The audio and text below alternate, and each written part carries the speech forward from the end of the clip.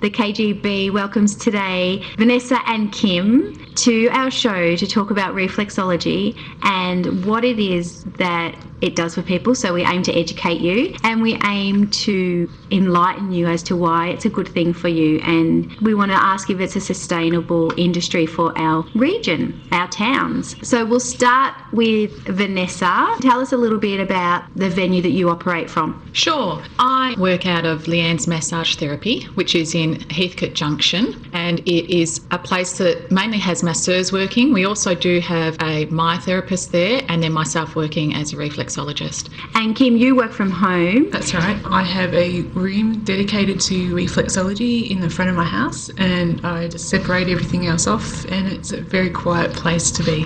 Reflexology is based on the principle that there are reflex areas on the feet, hands, head and ears which correspond to all of the glands, organs and parts of the body. These points respond to pressure, stimulating the body's own natural healing process. It assists the body by re-establishing energy flow, enabling the body to balance itself, resulting in better health. Reflexology's unique method, though, of using the thumb, fingers and hands on these reflex areas. So it's not just a simple massage, it's actually quite a unique technique. Yeah, it's a modern health modality, isn't it? It is, but it derives obviously from very ancient times, hieroglyphics back in Egyptian history and also Hindu history, and it slowly made its way around the world, and the Western aspect of reflexology that we now tend to practice sort of came into being in the early 1900s. But I also think a really big part of it for the clients I've had recently is to stop the flight-fright response. Yeah, where you're continually under stress in your everyday life. This response is an ancient response that was meant to help us escape lions. It gives you heaps of circulation to your arms and your legs to run and to do whatever you need to do. But unfortunately, these days, things like bills, poor relationships bring out the same response, and sometimes people don't get a break from it. So reflexology is really good for engaging the parasympathetic nervous system, which helps to calm your body down and allow things like healing and digestion, and just to feel like you're getting your life back together. Yes, it's all about bringing balance to the body. That's what reflexology does. It's all about allowing the body to heal itself by bringing balance to the body. I use meditation a lot at home. I, on occasions, will go and attend meditation classes too. So that's always my first response, is breathing and then meditation. Having said that, I also use a local kinesiologist, Sally Yurokahara. I also use massage a lot. Working out of a massage clinic's rather good because I can book myself in when I need to, and Kilmore osteopath, and also a chiropractor that I use who's from Broadford. What about you, Kim? I've used Sally Yurokahara as well. She's a kinesiologist in town, and yeah, she's really helped me and my family. And I've been trying Bowen therapy with Leanne. She's just started at the Kilmore Wellness Centre. I've had some good results with her as well. I also love to meditate and do yoga and those sorts of things as well. We do have an assortment of health modalities in Kilmore, and you just both prove that when you do want to find a health modality, you can find one in Kilmore. We do. When I first started reflexology in Kilmore, there wasn't many about. There was a few masseurs and not a lot else. But now it's just amazing how many we've managed to bring to Kilmore and who are now operating. It's a different place in Kilmore now to what it used to be, say, 10 years ago. Yeah, and recently we've been going to the psychic and healing market in Wandong, and it just shows you there's so much out there. Yeah. It's great. More and more people are becoming aware of different alternative health modalities, and once they try it, they often really like it and then are really keen for their friends and family to try it, and it's just slowly getting more accepted.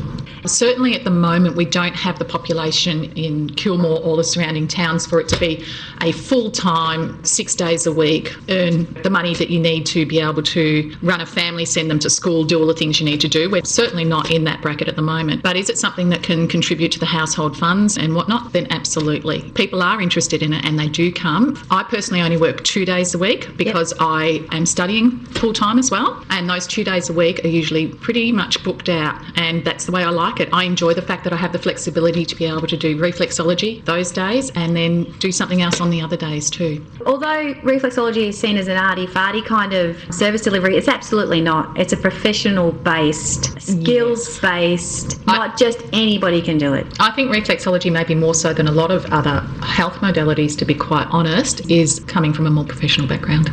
Tell me about the courses and the study that you had to do. The diploma of reflexology is like a year full time, but can take a little bit longer because often the people doing it are Family orientated. got family and other things to do. So I was very lucky. I did it through the Australian School of Reflexology, and they were very accommodating because I took a bit longer to do mine. We also have to do continuing professional development to people to be able to claim with the health funds. And to stay a member of the association. So Okay. we can't be a member of the association if every year we don't do enough reflexology development and learning to accumulate the points that we need to stay registered. And even if you're not doing what they recommend, you're always looking up what the next thing is or how to best help your clients. I think a perfect example is that in October I'm going over to Perth because there's a workshop being held over there by somebody from Denmark, and it's on dementia, Alzheimer's and Parkinson's disease and reflexology. And because that is one of my areas of particular interest, I'm going over there to do that. And so that will be points that help me for this year to Okay. stay registered. Yeah. Do you have a union? Are you all supposed to be a union? No. See, just a bit of union talk. I often think these sort of bullies in the building industry should come in and start looking after the nurses and the teachers, because they're having to pay for this experience yourself, whereas in the building industry you just walk in and say I need to do an induction and it's paid for. Yeah, no, we have to pay for everything that we do. Yes.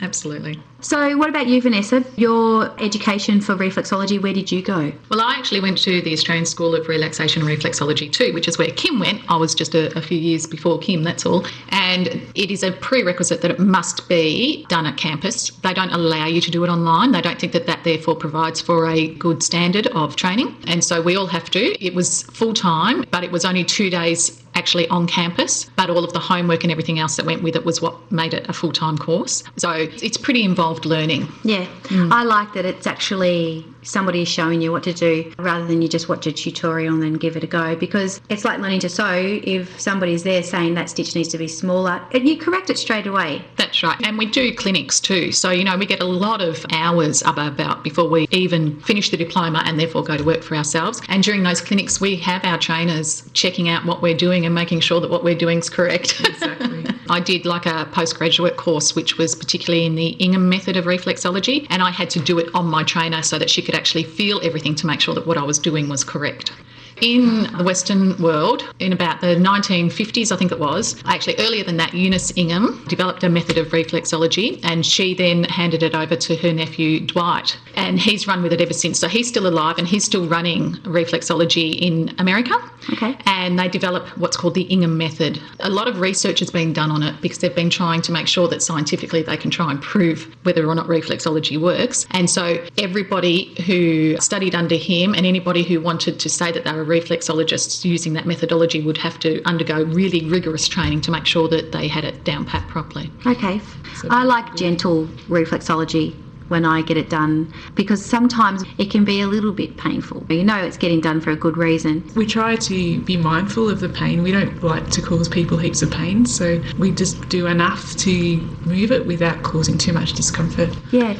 And if you do have a person working on you and they are too strong for you, you're most welcome to say it is too strong. Usually as a practitioner we'll often ask, is the pressure right for you? Some people report that the whole body feels like they've had a massage after reflexology, and you've just been working the feet and everything feels kind of Stimulated. And yeah. Vanessa's halfway through her Degree in dementia care, so it's a Bachelor of Dementia Care. yeah, and this will qualify you to deliver the care to our elderly population who so deserve it. Yes, that's exactly right. I'm not quite sure where doing this degree is going to lead me. There's many avenues, especially with my administrative background, that I could go down, but definitely it's the reflexology side of things that has brought me here in the first place, and I really see myself working along the lines of working from when a person's diagnosed right through the journey of their dementia to palliative care, and bringing other health modalities, particularly reflexology, into that and assisting these people. It is just an indictment on our society that older people who have dementia are just cast to the side, and we just don't give them enough attention or enough health expertise that they need. These people have worked for us for all their lives, and then at this crucial point where they really need a bit of love and attention and support, we're just not offering it to them. So that's part of the avenue that I really want to go down in my future work. And that makes your business extra sustainable, because there's always going to be, unfortunately, ageing people in our community.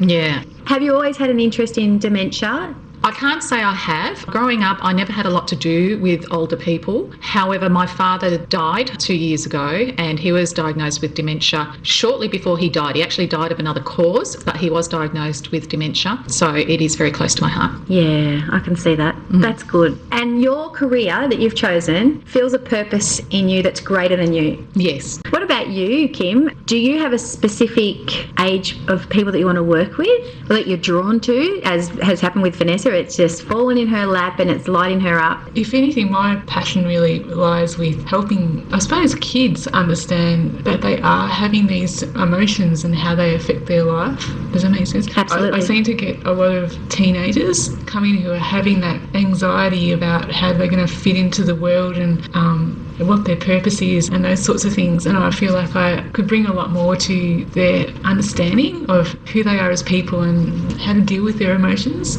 as well as the reflexology. So I haven't quite seen where that's going yet. Well, they both sound like they can have positive effects on our community. Getting back to the breathing as well, I know that our adrenal glands copper hiding these days because of that fight-flight response. And there's certain points that you can press for reflexology that will stimulate the release of the toxins that are built up. Yes, during a treatment we work the whole foot and all the glands and all the body parts, and that will help you process the excess hormones there and just bring everything back into balance. Yeah, because circulation is so important. And if you can't get that circulation from your physical activity, you can certainly get it through reflexology. The business side of your business, Vanessa, Yeah. do you enjoy all the admin stuff? It's funny you ask that. In a previous life, I was actually a business banking manager and I also was a senior manager in NAB in their technology division. So I've done a lot of administrative stuff over the years, looked at a lot of balance sheets, done a lot of accounting type processes. So for me, that's a bit like home. That's the bit that's really familiar and I understand and know how to do pretty much with my eyes closed.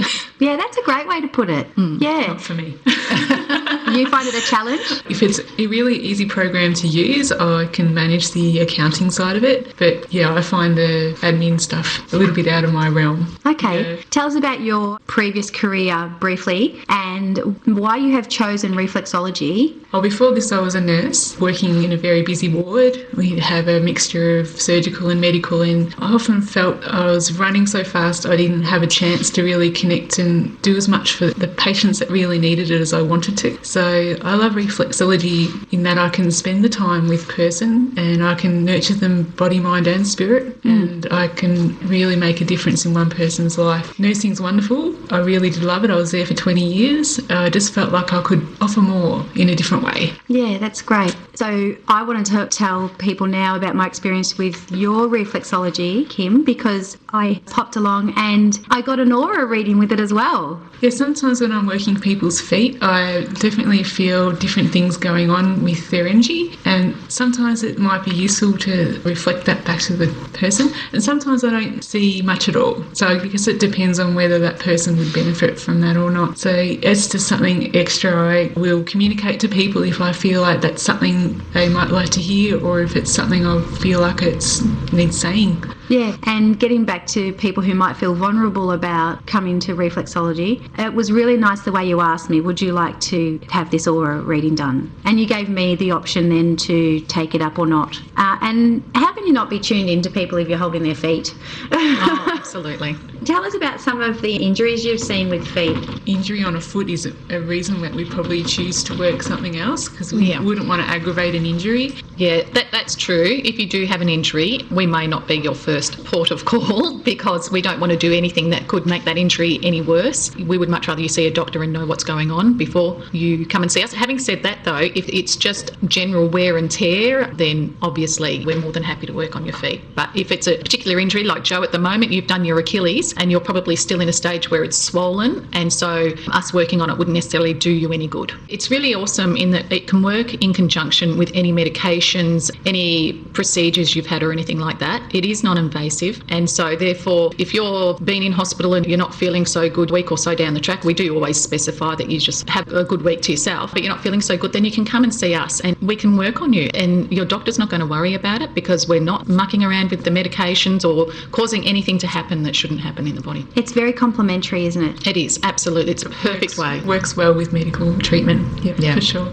we're on to a really good part of this chat. We're talking about mindfulness at the moment and how to get in touch with ourselves in a really busy world. There's actually been talk about the disease of being busy, and we don't want to continue with that because we know that it leads to breakdowns. It can lead to strokes, it can lead to overweight, it can lead to comfort eating, all these things from not being in touch with ourselves and what our body is saying to do. And I believe that reflexology and the other health modalities like yoga and kinesiology are coming through because our bodies are looking for ways to heal themselves. And it's not until our brains take that journey where they decide, I need to slow down, I need to find a way to live in this world more calmly. And then I think people begin this journey of looking for a health modality that suits them. And then they might reach a peak of health and well-being. And for women, especially who go through monthly changes, they need to accept that there's going to be days where they're not feeling 100%. But how do they maintain their well-being, whatever it is for that particular person? Vanessa, you were saying in the break that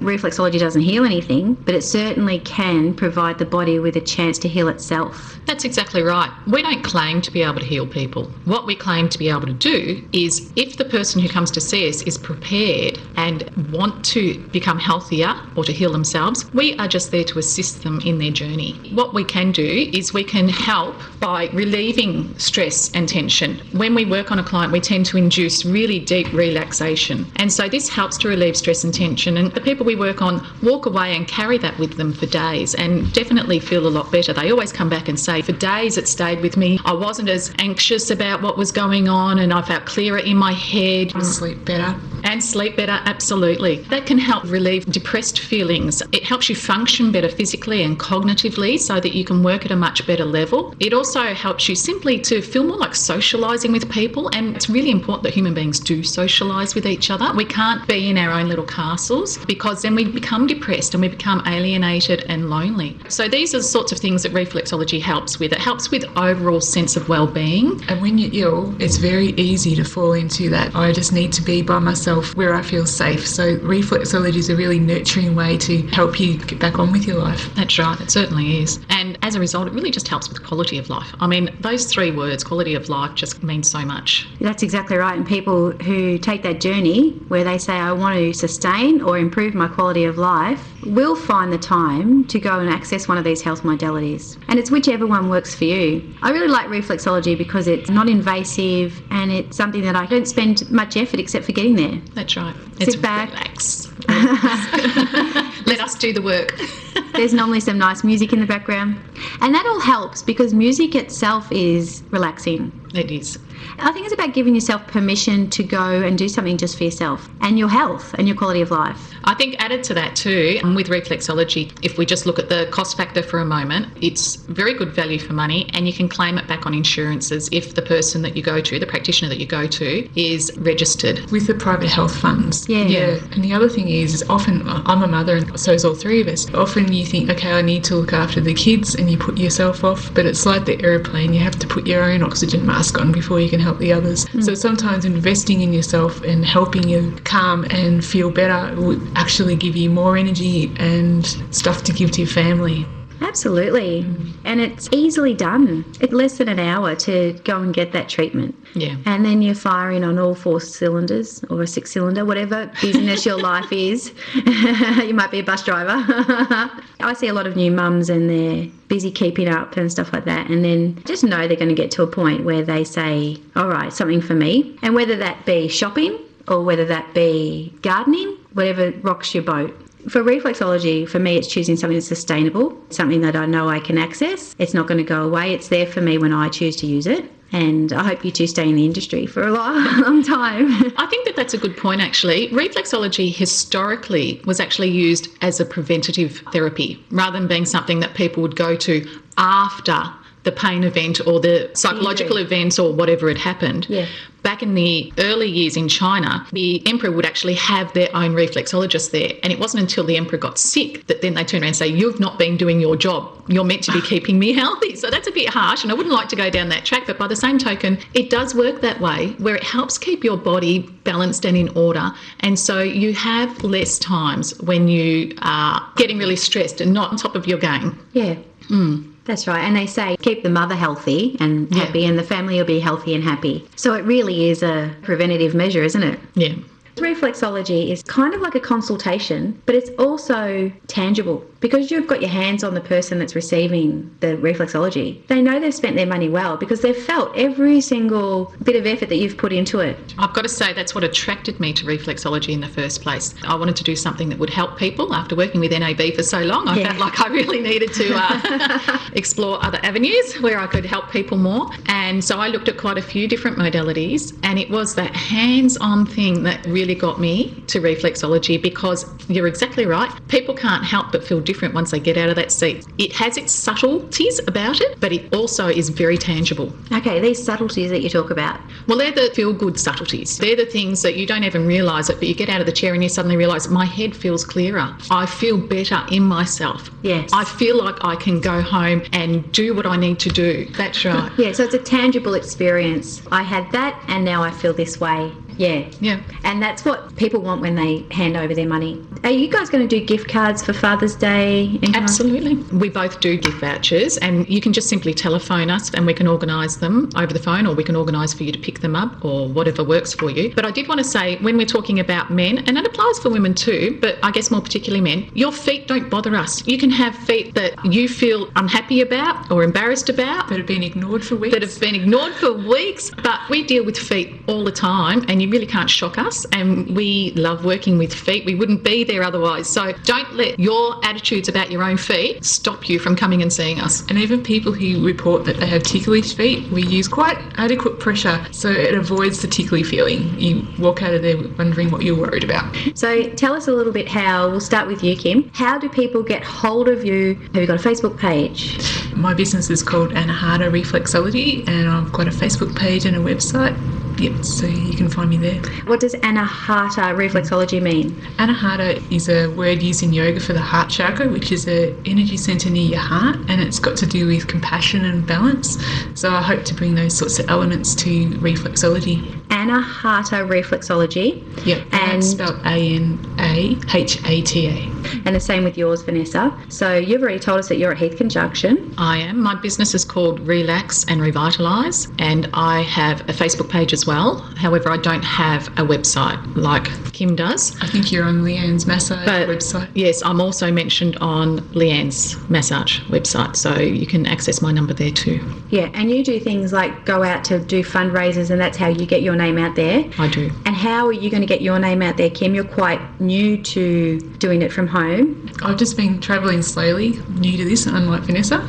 I've done a couple of markets and things like that, so yeah, just slowly get myself out there. Well, we've had a really good interview, I think. And I hope that our listeners have had a good experience listening to us too, and they know a little bit more about reflexology. Thank you, everybody, for listening. Thanks, girls. Thank you. Thank you. Bye.